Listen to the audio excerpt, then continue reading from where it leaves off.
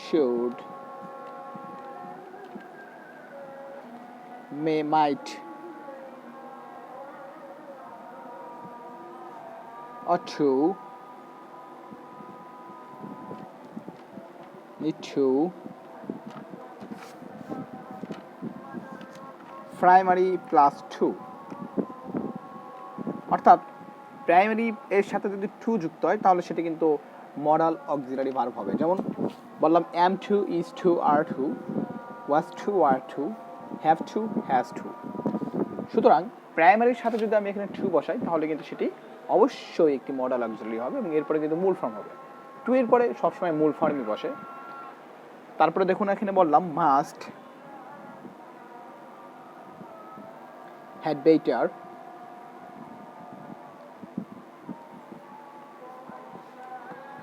rather,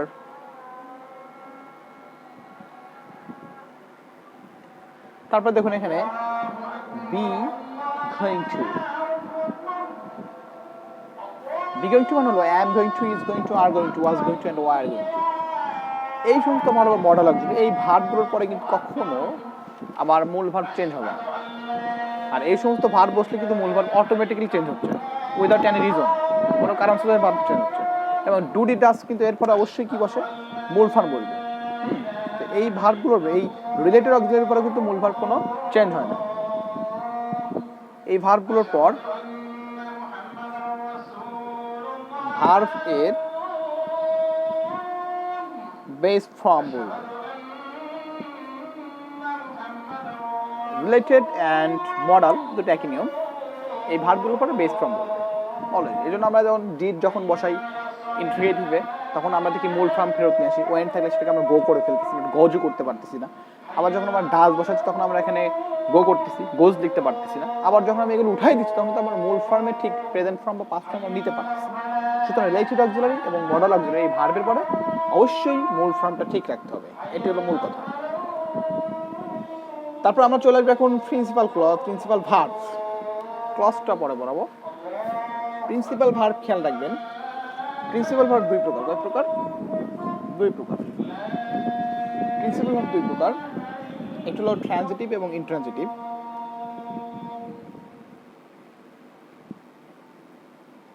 এখন দেখুন এখানে ট্রানজিটিভ এবং ইন্ট্রানজিটিভের যে পার্থক্যটা দেখো। এখানে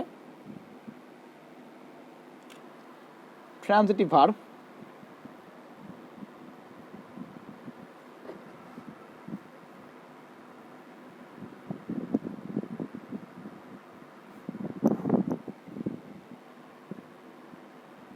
এই সকল ভার্ব সেন্টেন্স এর অর্থকে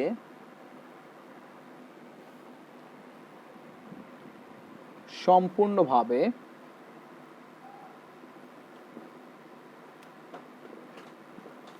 প্রকাশ করতে পারে না।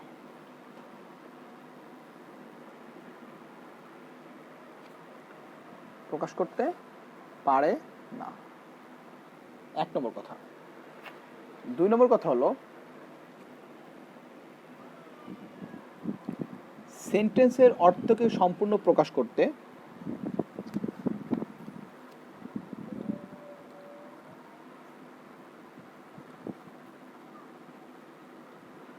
অর্থকে সম্পূর্ণ প্রকাশ করতে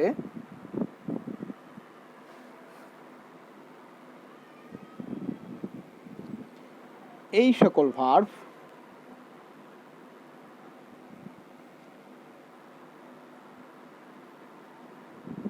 অন্য যে কোনো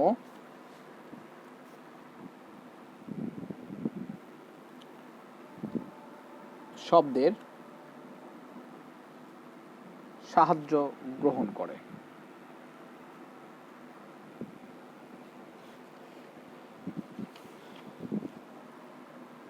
এবং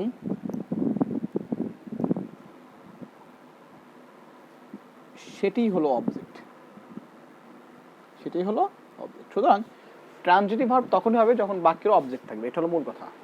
আমি ইন ডিটেলস বলতে চাই নাই, আমাকে বলতে হলো, কারণ ক্লাস ইজ ক্লাস, সুতরাং এখানে আসলে ফাঁকি দেওয়ার কোনো সুযোগ নাই, ক্লাস ক্লাসের মতো নিতে হবে।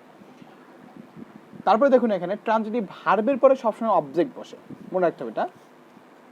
আমি এটা বলে দিলাম, ট্রানজিটিভ লিখে দিচ্ছি এখানে, ট্রানজিটিভ ভার্বের পরে ট্রানজিটিভ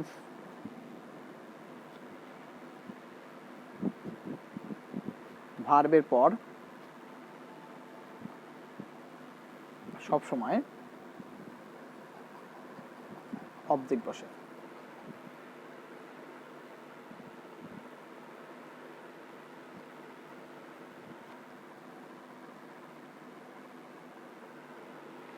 ক্লিয়ার? অবজেক্ট বসে। অবজেক্ট মূলত কত প্রকার, আমরা পরবর্তী পেজে চলে যাচ্ছি। অবজেক্ট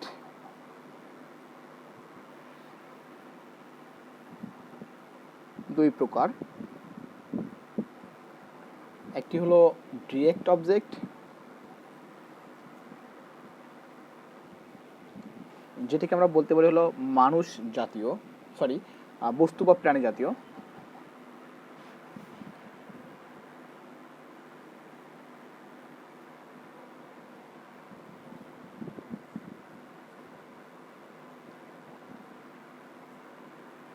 ইনডিরেক্ট অবজেক্ট,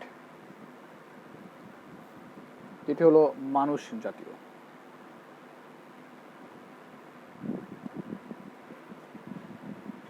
এটাকে ডিরেক্ট অবজেক্ট আমরা বলতে পারি হলো মুখ্য কর্ম, এবং ইনডিরেক্টকে আমরা বলতে পারি হলো গৌণ কর্ম। সুতরাং যেমন এখানে দেখুন, একটি বাক্যে দুইটি ফাইনাইট ভার্ব থাকতে পারে যদি সেখানে কনজাংশন থাকে, ঠিক তেমনি একটি বাক্যে দুটি অবজেক্টও থাকতে পারে, সুতরাং সেখানে কনজাংশন থাকার কোনো প্রয়োজনীয়তা নেই। যেমন এখানে বললাম মাই ফাদার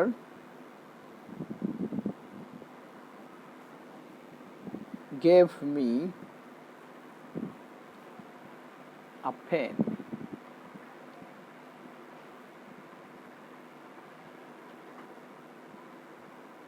তারপর ধরে নিলাম একটা মেয়ের নাম ধরে নিলাম, মৌ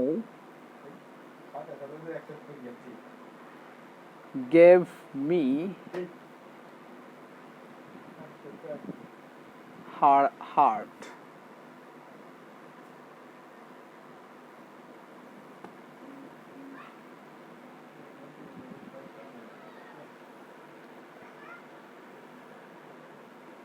সুতরাং দেখুন এখানে দুইটি অবজেক্ট কিন্তু আমরা পাচ্ছি, মি একটি অবজেক্ট, আ পেন একটি অবজেক্ট। মি এখানে একটি অবজেক্ট এবং হার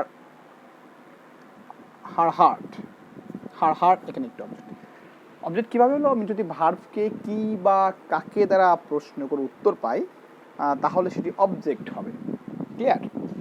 আজকে আমাদের এই পর্বটা এই পর্যন্তই শেষ। আমরা আগামী দিন থেকে কিভাবে ট্রানজিটিভ ভার্ব বিভিন্ন অবজেক্ট গ্রহণ করে সেই বিষয়গুলো নিয়ে আমরা পুঙ্খানুপুঙ্খানুভাবে আলোচনা করব। সঙ্গে থাকুন, ভালো থাকুন এবং সুস্থ থাকুন। আসসালামু আলাইকুম।